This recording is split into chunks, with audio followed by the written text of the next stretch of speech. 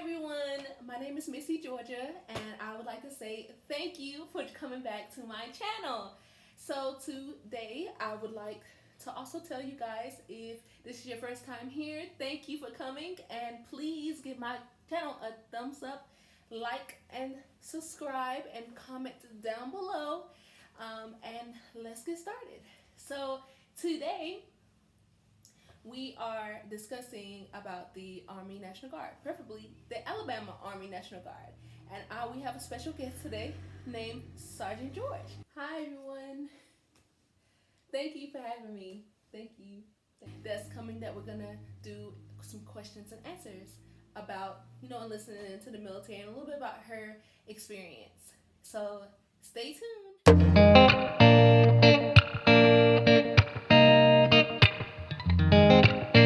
Alrighty. Sergeant George, tell me a little bit about yourself. I have been in the military for 7 years. So I am 27 years old in the Army National Guard. I am a human resource sergeant. I believe in helping my peers and subordinates in order to achieve growth and professional development. So that's a little bit about me. Okay. Why did you join the military, Sergeant George? And tell me a little bit about that. I joined the military because I am compassionate and focused in college.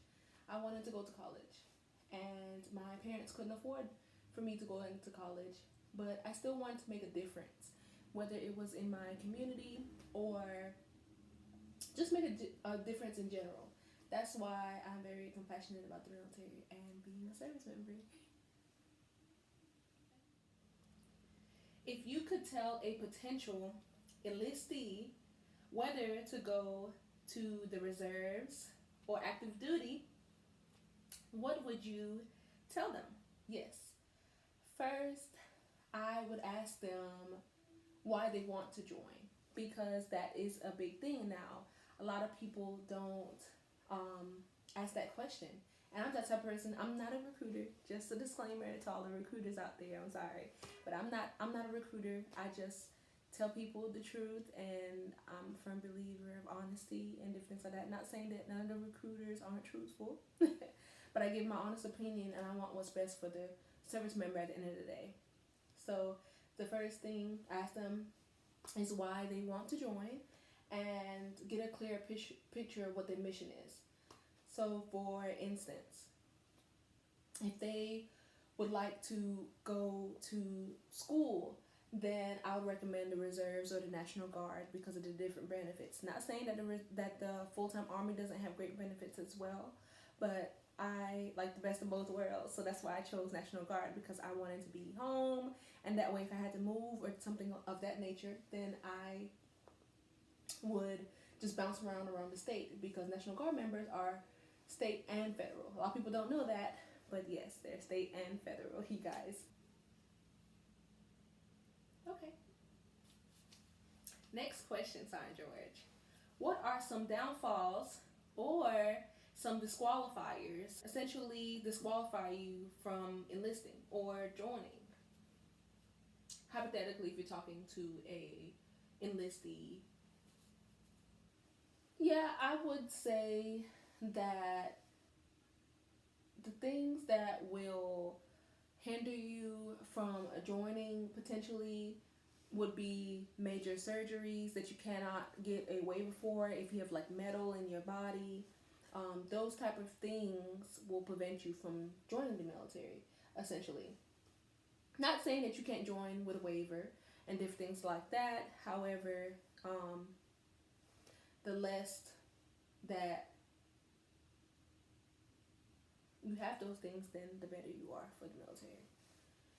Now, as far as tattoos, you have to make sure in uniform that they're not visible. But when you go to MEPS, they look at that stuff, and MEPS, it's a whole nother thing. Thank Your next question, Sergeant George, is give me, excuse me, Sergeant George, I meant, Sergeant George, another common question that is asked is, will I have to go to war? How is your response to that? Let me tell y'all, I get this question so much from outsiders, family members, different things like that. I want everybody to be confident in knowing that there's always a possibility that you can potentially go to war or, be deployed and things like that. And you shouldn't be scared. Please don't be scared of that, because at the end of the day, it's all about how your mindset and how you think of something. Because it can happen to me, but it really depends on your military occupation specialty, which it means MOS for short in the military world. So as long I would be lying if I said that you would never go to war, you would never, but it's really based off of your military MOS. If you're going to be on the front lines, then be 11 Bravos. The 11 Bravos out there. Ooh. But yeah. So you hear that, you guys? It's all about your job. So make sure y'all pick a good, position. Next question. Have you ever been deployed before, Sergeant George? Yes. So I was deployed from 2017 to 2018. And I had the pleasure of going to Kuwait, Qatar, and Taji, Iraq. And it wasn't too terrible, honestly. It wasn't that bad. I generally, it wasn't terrible. I would, to say the least, it wasn't bad. Tell me a little bit more about the experience. Okay. I'm willing, or hopefully, I'm hoping that I can, go again someday. To be honest with you, I'm hoping to deploy again. It was very life changing. It wasn't a culture shock. I think a culture shock is when someone like me that came from like the Caribbean and different things like that came to like Alabama. That was a culture shock for me, because it was so southern and Caribbean and tying them both together. It was like, but yeah, I learned a lot. I know that must have been hard for you and your family. What would you tell an enlistee to do before joining? Research and look at YouTube. They have a lot of different resources nowadays, and I would say utilize them. So just like Google the new Jordans or new makeup and the celebrity gossip, I say do that with your careers, because a lot of people don't do that, and that's the thing to do now is research. There's tons of information out there, valuable information out there. Just do your research. Look up what type of jobs that you may like, military occupation specialty, MOS for short. That's something that you would like to do, because, ask questions. I agree. Ask questions, right? That's very essential. Asking a lot of questions, right? Please don't go because of money, because depending on if you're going in as an officer or enlisted, that's a whole nother story. I'm enlisted. Shout out to all my officers that helped mold and shape my career. But I will definitely say, take your time. Don't let recruiters rush you, because recruiters have a tendency to rush you, and it's not fair to you, and it doesn't help benefit your career if you're in something that you don't like and you're miserable. So make sure they don't rush you. Next question. Tell me your experience from start to finish. So maybe a process from when you first started until maybe up until now. Start to finish. Me joining the military straight after high school was different. My parents couldn't afford for me to go to college. I had to figure out what I was going to do, because I didn't want to go to school and do something with my existence, but my parents couldn't afford to. So therefore, I had to think of something else to do. And I figured, why not join the military? Now, my dad and my parents, they were strictly Air Force and Navy. Shout out to my little brother, Malachi. Woo, woo, woo. But yeah, but nope, I'm an army brat and I love being an army brat. um, but no, I will honestly say that from start to finish, I first started off as nothing, like going down range with nothing on my chest. I'm talking about not even this, like it was the fuzz that typically when this is velcroed.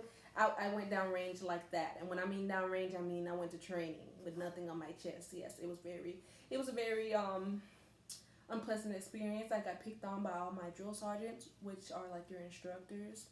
Very painful.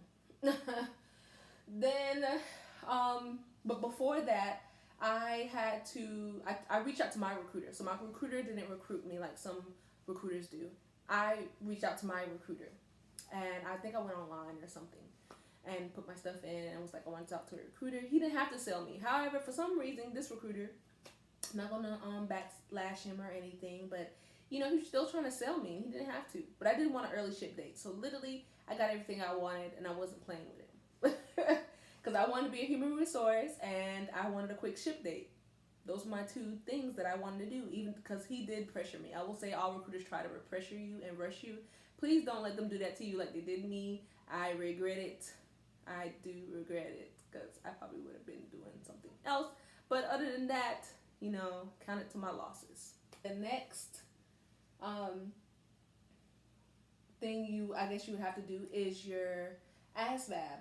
So after you talk to your recruiter and you reach out to your recruiter, you have to take your ASVAB. And once you take your ASVAB, you then go to MEPS and they do like where you get on like your knees and they're trying to check your back and make sure you're physically fit to do the position, the job, or just see if you're up to par. It's kind of like a physical.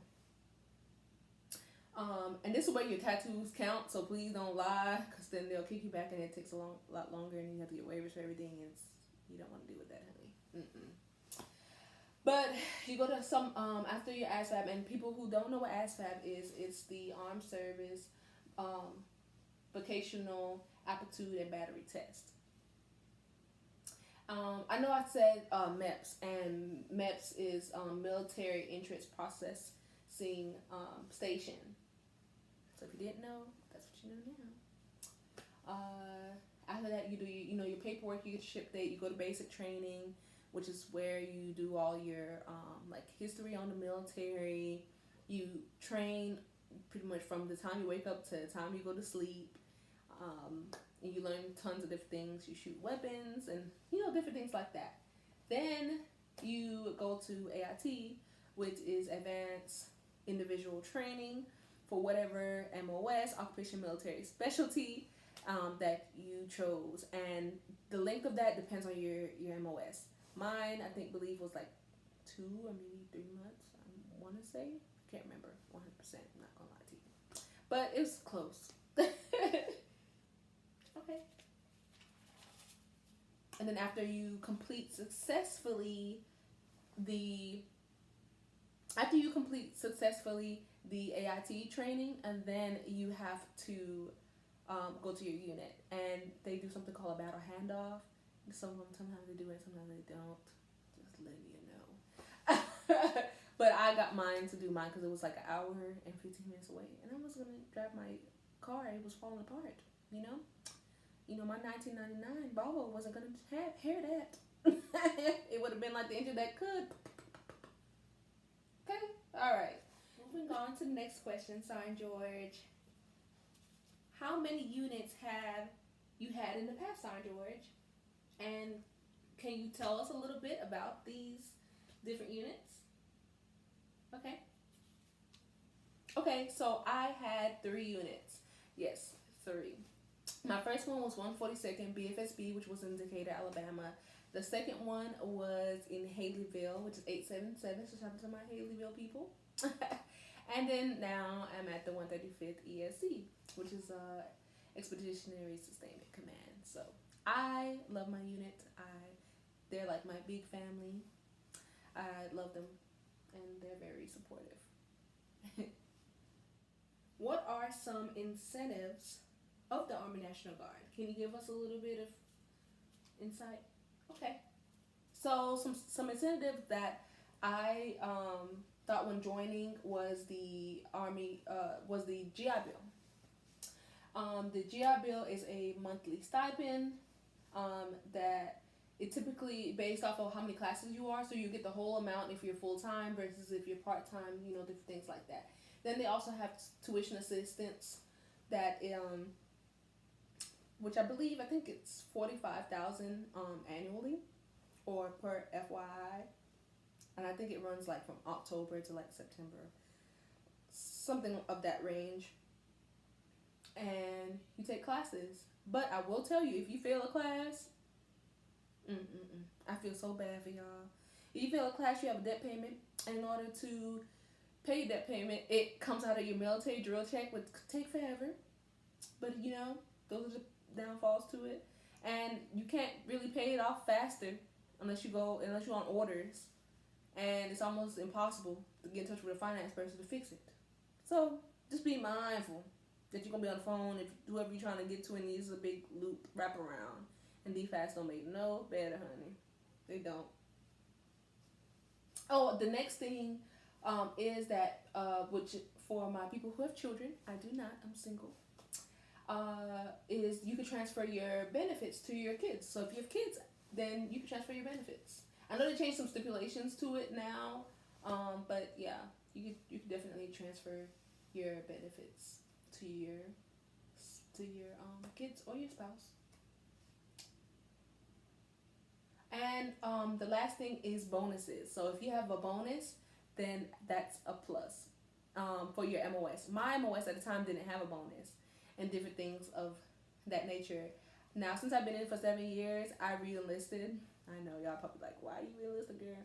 But no, I re-enlisted for myself and because they would offer me a bonus. So, I took it and it was tax-free because I was overseas when I did it. So note to self, when you re-up your bonus, do it overseas because it's tax-free. Just a little tip. Alrighty. But yes, depending on your MOS, they can do bonuses. Now, they don't do it for all of them, but they do it for like majority of them. So just see, talk to a recruiter and different things like that. They can pinpoint a little bit better than I can. And yeah. Oh, that's good. I didn't know that. Okay. Alrighty. Well, that's all the questions that I have, and I appreciate you coming out today. Aww. Thank you. Alright. So at this time, I would like to end our discussion with Sergeant George, and I would like all my subscribers to just say thank you guys for watching. This means a lot to me. You guys mean a lot to me, and thank you for watching, and subscribe down below. Click the button, like my content or page, and comment down below if you have additional questions or if you would like to know a little bit more insight and different things like that, and I'll be glad to assist you guys. So at this time, we're gonna say goodbye. Say goodbye, Sergeant George. All right, bye, you guys. Thanks for having me. I appreciate Miss Missy asking me questions. That means a lot. Thanks for taking the time to speak with me.